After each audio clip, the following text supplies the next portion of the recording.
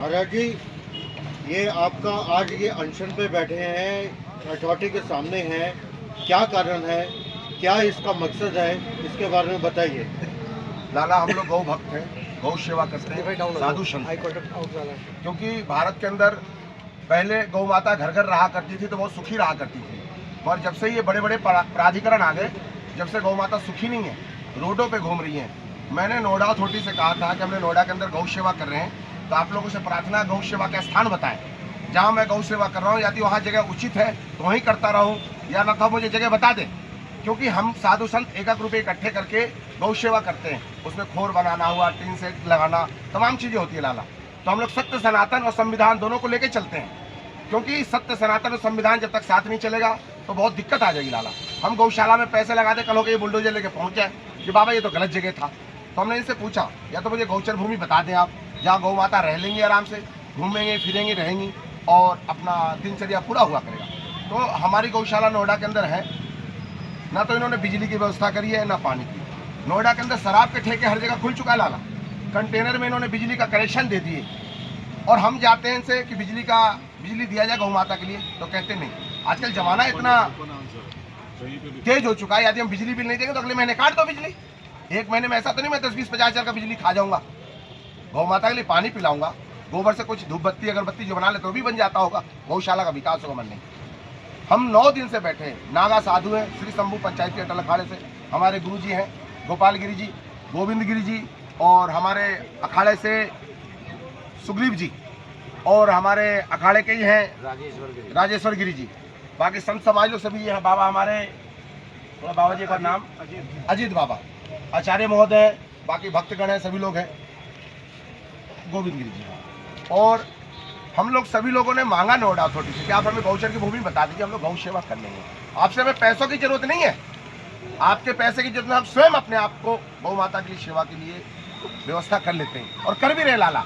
नोएडा के अंदर भी कर रहे हैं, मथुरा के अंदर भी कर रहे हैं, अलीगढ़ में भी कर रहे हैं, कई गौशाले हम लोग संचालित कर रखे हैं, छोटा बड़ा जितना हो सकता है उतना कर रहे हैं। और नोएडा में जगह न होने के कारण हम लोग बहुत परेशान हैं। इनको चिट्ठी लिख के लाला मेरे पास लिफाफे भर गए। योगी आदित्यनाथ जी को भी हमने चिट्ठी लगाया है, वहाँ का भी चिट्ठी विकास भवन में आ गया, वहाँ से आने के बाद उन्होंने रेफर कर दिया नोएडा अथॉरिटी को, फिर भी उन्होंने ऐसी ऐसी चिट्ठियों को इग्नोर करा है। तो क्या ये जमीन उन्होंने बेच दिया, क्या किया? इस सवाल के लिए मैं बैठा हूँ। 9वां दिन है लाला, साधु को न इन्होंने पानी दिया, न बिजली, न शौचालय, नित्य क्रिया की चीजें होती लाला। इतने तो अंग्रेज भी परेशान नहीं करते थे जितना इन्होंने करा है लाला। इस संदर्भ में क्या किसी अधिकारी से बात हुई है? अधिकारी लोग आते हैं लाला, बस खानापूर्ति, बाबा आप चले जाओ मैं कर दूंगा। ऐसे कैसे चले जाए लाला, बिना लिखित रूप में नहीं मिले कैसे चले जाए? आगे बाबा एक बात बताइए, पहले नोएडा में कितनी सारी गौशालाएं हैं जी, सब लोग गौ सेवा की बात करते हैं। देखा गया है कि जब भी गौ माता को कोई वाहन टक्कर मार के चला जाता है और रोड पे लावारिस पड़ी रहती है जी, उसको राहगीरी अपना हॉस्पिटल लेके जाते हैं। जी, गौ सेवक जो बनते हैं और जो गौशाला वाले हैं, हाँ, अच्छी खासी जमीन और सब कुछ लेके बैठे हैं, लेकिन गौ सेवा नहीं हो पा रही। लोग आपसे कैसे यकीन करें कि आपको अगर अथॉरिटी जमीन दे देती है तो आप श्रद्धा भाव से गौ सेवा करेंगे? लाला, हमने जमीन अपने लिए नहीं मांगा। यदि हमारी सेवा में कोई कमी आएगी तो जमीन नोएडा की है।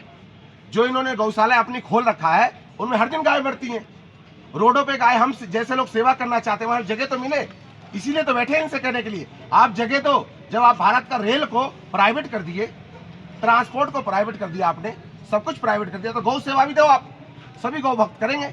नोएडा के अंदर बड़ी बड़ी आपने टावरें खड़ी कर दी। गौ भक्त ऐसे भी लोग हैं जो अपने घर में भी गाय रखना चाहते हैं, और उनके लिए कुत्ते का तो परमिशन है, गौ माता का क्यों नहीं? कार के लिए आपने पार्किंग का जगह निश्चय कर दिया कि एक कार पार्किंग आपके घर में अनिवार्य है, तो गौ माता क्यों नहीं? तो ये गौ भक्त, गौ माता राष्ट्र माता है। और मैं उत्तर प्रदेश योगी आदित्यनाथ जी से भी प्रार्थना करना चाहता हूँ कि गौ माता को राज्य दर्जा तत्काल दिया जाए। सभी राज्यों में घोषणा होना शुरू हो गया, बाकी केंद्र में भी जाएंगे हम और इसे राष्ट्रीय गौ माता घोषित कराएंगे। अब अगर आपकी सुनवाई नहीं होती तो आगे की क्या योजना है? अनशन पे बैठे हैं लाला जी, जब तक बाबा पक्का आश्वासन नहीं मिलेगा, हमारी गौ माता को पानी बिजली नहीं मिलेगी, जब तक बाबा यहाँ से जाएंगे नहीं।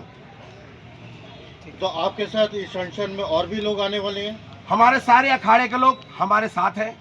हम श्री शंभू पंचायती अटल अखाड़े से हैं, और पूरा साधु समाज जो हमारे गौ सेवा करते हैं। तो हमारे गुरुजी ने, हमारे दादा गुरु ने यही कहा था, बेटा गौ सेवा करो। जैसे आप वृंदावन जाओगे तो कृष्ण भगवान का भोग लगाओगे, अयोध्या जाओगे तो राम जी का भोग लगाओगे, बरसाने जाओगे तो राधा रानी का भोग लगाओगे। और गौ माता के अंदर 33 कोटि देवी देवता निवास करते हैं। एक गौ माता को एक रोटी दिया आपने तो सभी देवी देवताओं का भोग लग गया। ये मैं सब समाज को बताना चाहता हूँ। अभी तक कितनी गौ माता की सेवा आपके अखाड़े में हो रही है? हमारे अखाड़े में कम से कम 3000 से 3500 गौ माताओं की सेवा हो रही है। कितने लोग हैं यहाँ पर जो अनशन पे बैठे हुए हैं इस वक्त? यहाँ इसका समय का कोई निश्चित नहीं है। यहाँ साधु संत अखाड़े से आते रहते हैं, जाते रहते हैं। प्रतिदिन 10-5 लोग आते जाते रहते हैं, क्योंकि अभी हमने भक्तों को आह्वान नहीं किया है। श्री महंत और ये बड़े बड़े जो पद जो हमारे क्या वही लोग आ रहे हैं। हमने भक्तों को यहाँ भिड़वाने को हम जगा रहे हैं। हम नहीं चाह रहे हैं कि कानून व्यवस्था कोई बिगड़े।